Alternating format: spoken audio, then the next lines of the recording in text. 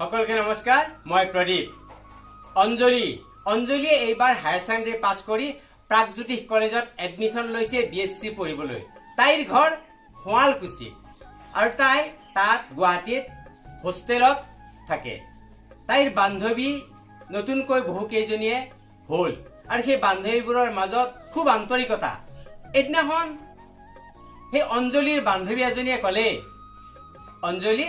আজি আমি পেহীহঁতৰ ঘৰলৈ যাওঁ বলা তাত পেহীহঁতৰ ঘৰত ৰাতিটো থাকি ৰাতিপুৱাই আহি আমি ক্লাছ কৰিম অঞ্জলিয়ে প্ৰথমতে অকণমান যাবলৈ মন কৰা নাছিল যদিও বান্ধৱীৰ অনুৰোধ কেনেকৈ ৰক্ষা নকৰাকৈ কেনেকৈ থাকে শেষত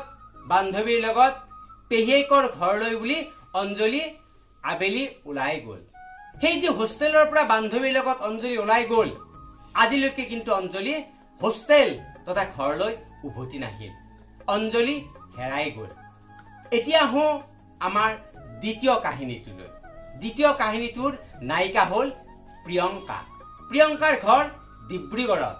চাকৰি সূত্ৰে তাই তেজপুৰত থাকে আৰু এজন ইঞ্জিনিয়াৰৰ লগত তাইৰ বিয়াৰ কথা বাৰ্তা চলি আছে বিয়া হ'বই অহা বছৰ সোনকালেই বিয়া হ'ব তেওঁলোকৰ মাজত যথেষ্ট ভাল পোৱা আছে এদিনাখন সেই প্ৰিয়ংকাৰ মোবাইললৈ এটা অচিনাকি নাম্বাৰৰ পৰা ফোন কল আহিল আৰু ফোনটোত জনা হ'ল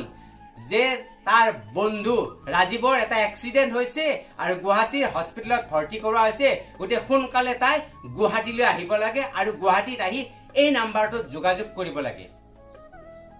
প্ৰিয়ংকাই খুব ততাতৈয়াকৈ বাছত আহি গুৱাহাটী পালে যি গুৱাহাটী পালে তেতিয়াৰ পৰা প্ৰিয়ংকাৰ কোনো সংহত্ৰ নাই কোনো খবৰেই নাই এতিয়া আহোঁ তৃতীয় কাহিনীটোলৈ ৰীমাই এটা মাল্টিনেশ্যনেল কোম্পানীত চাকৰি কৰে আৰু এটা ফ্লেট ভাড়ালৈ আছে চহৰৰ পৰা অকণমান দূৰত সেই ফ্লেটটোলৈ যেতিয়া কামৰ পৰা উভতি আহে তেতিয়া প্ৰায় 8:30-9 মান বাজি যায় অইন দিনাৰ দৰে সেইদিনাও ৰীমাই নিজৰ গাড়ীখনেৰে ফ্লেটলৈ উভতি আহি আছে বতৰটো অকণমান ডাৱৰীয়া ঠিক 9 মান বজাত পাহাৰৰ দাঁতিকাষৰীয়া অঞ্চলত লাইট পোষ্ট এটাৰ তলত দেখিলে যে এজনী 7-8 বছৰীয়া ছোৱালীয়ে কান্দি আছে তেতিয়া ৰীমাই গাড়ীখন ৰখাই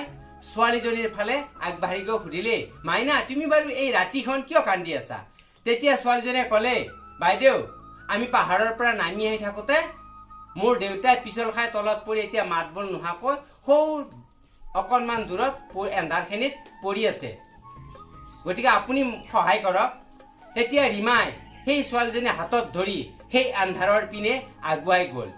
আৰু যি আগুৱাই গ'ল সেই আগুৱাই যোৱা বাটৰ পৰা ৰীমা কোনোদিনে উভতি নাহিল এই যে তিনিওটা কাহিনী এই তিনিওটা কাহিনীৰ পিছত তেওঁলোকৰ পৰিয়ালে নিজেতো বিচাৰ খোচাৰ কৰিলেই তাৰ উপৰিও আইনৰ সহায় ল'লে পুলিচ প্ৰশাসনৰ সহায় ল'লে যদিও আজিকো প্ৰতি কিন্তু তিনিজনী ছোৱালীকে কোনেও বিচাৰি নাপালে ইয়াকে নিশ্চয় আমি খোপা ধৰাৰ কাহিনী বুলি ক'ব পাৰো এই যে ছোৱালী তিনিজনী নোহোৱা হ'ল নিশ্চয় এই ছোৱালী তিনিজনীক কৰবাত কিবা নকৰিবলগীয়া কামত লিপ্ত কৰালে বা কাৰোবাৰ ওচৰত বিক্ৰী কৰি দিলে কিন্তু এই যে পদ্ধতিগতভাৱে আমিতো আমাৰ ল'ৰা ছোৱালীকতো আমি বাহিৰত পঠাবই লাগিব কিন্তু এই ছোৱালী তিনিজনীয়ে প্ৰথম কাহিনীটো যেতিয়া অঞ্জলিক তাইৰ নতুনকৈ চিনাকি হোৱা বান্ধৱীজনীয়ে যেতিয়া এঠাইত যাবলৈ লগ ধৰিছিল তেতিয়া নিশ্চয় তাইৰ কৰ্তব্য আছিল যে কাৰ লগত যাব কলৈ যাব এই কথাখিনি সম্পূৰ্ণৰূপে জানি লৈ নিজৰ মাক দেউতাক বা পৰিয়ালৰ বিশেষজনক ফোনৰ এটা মেছেজ হ'লেও দি থোৱাৰ প্ৰয়োজন আছিল বা জনাই থব লাগিছিল তেতিয়াহ'লে নিশ্চয় বা সেই ছোৱালীজনীৰ ফটো এটা যদি হোৱাটছএপৰ যদি পৰিয়ালক দি থলেহেঁতেন তেতিয়া নিশ্চয় সেনেকুৱা বিপদৰ সন্মুখীন নহলহেঁতেন তাৰপিছতে দ্বিতীয় কাহিনী যিটো প্ৰিয়ংকাক যেতিয়া ফোন কৰিছিল প্ৰিয়ংকাই আগবোৰ নাভাবি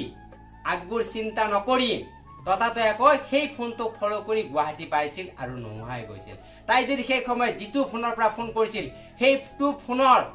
সবিশেষ যদি তাই অন্যক জনালেহেঁতেন বা অন্যক যদি ফোন কৰি ৰাজীৱৰ বিষয়ে খবৰ ল'লেহেঁতেন তেতিয়া তাই বিপদত নপৰিলেহেঁতেন আৰু তৃতীয়তে ৰীমা যি পদ্ধতিৰে নোহোৱা হৈছিল ৰীমাই সেই সময়ত ছোৱালীজনীক যেতিয়া সহায় কৰাৰ উদ্দেশ্যে আন্ধাৰৰ দিশলৈ ছোৱালীজনী হাতত ধৰি আগবাঢ়ি গৈছিল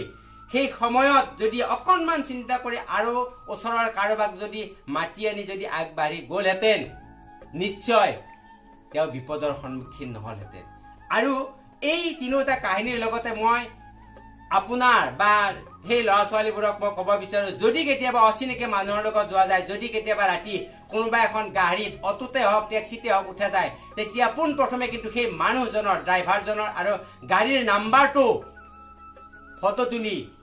নিজৰ মোবাইলেৰে পৰিয়ালৰ যিকোনো এজনলৈ হোৱাটছআপ কৰি কলৈ গৈ আছে এই কথাটো জনোৱাৰ প্ৰয়োজন আছে। আৰু যদি জনাই থয় তেতিয়াহ'লে নিশ্চিত বিপদৰ পৰা হাত সাৰিব পাৰিব। আজিলৈ এৰিলোঁ, পুনৰ আপোনালোকক লগ পাম। যদিহে মোৰ এই কথাখিনি, মোৰ এই সোপা ধৰা কাহিনীটো ভাল লাগে তেতিয়াহ'লে আনকো জনাৰ সুবিধা কৰি দিব। ভাল লাগিলে লাইক আৰু শ্বেয়াৰ কৰিব। পুনৰ আপোনালোকক লগ পাম।